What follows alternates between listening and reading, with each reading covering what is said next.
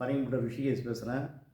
இன்றைக்கி தமிழ்நாட்டில் இனிமேல் இந்த ரூபாய் நோட்டில் தேவநாகரி எழுத்தை அடிச்சுட்டு ரூன்னு போட்டு பட்ஜெட்லாம் வெளியிட்டார் தமிழக முதலமைச்சர்.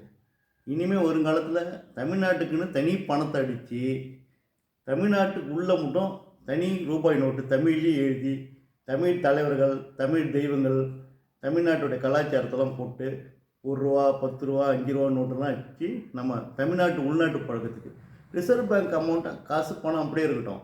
அந்த ரிசர்வ் பேங்க் அமௌண்ட்டை இங்கே எப்போ மெட்ராஸில் பேருந்து நிலையத்துக்கு வராங்களோ, ரயில்வே நிலையத்துக்கு வராங்களோ, விமான நிலையத்துக்கு வராங்களோ, தமிழ்நாட்டு பணத்தை அந்த ரிசர்வ் பேங்க் பணத்தை இந்தியா கவர்மெண்ட்டோடைய பணத்தை கொடுத்துட்டு தமிழ்நாட்டு பணத்தை வாங்கி தான் இங்கே எல்லாத்துக்கும் உபயோகப்படுத்தணுன்ற மாதிரி ஒரு சட்டத்தை கொண்டுட்டு வந்தாருன்னா அப்போ தான் நம்ம முதலமைச்சருக்கு நல்ல ஜில்லான ஒரு முதலமைச்சர் நம்ம முடிவு செய்யலாம்.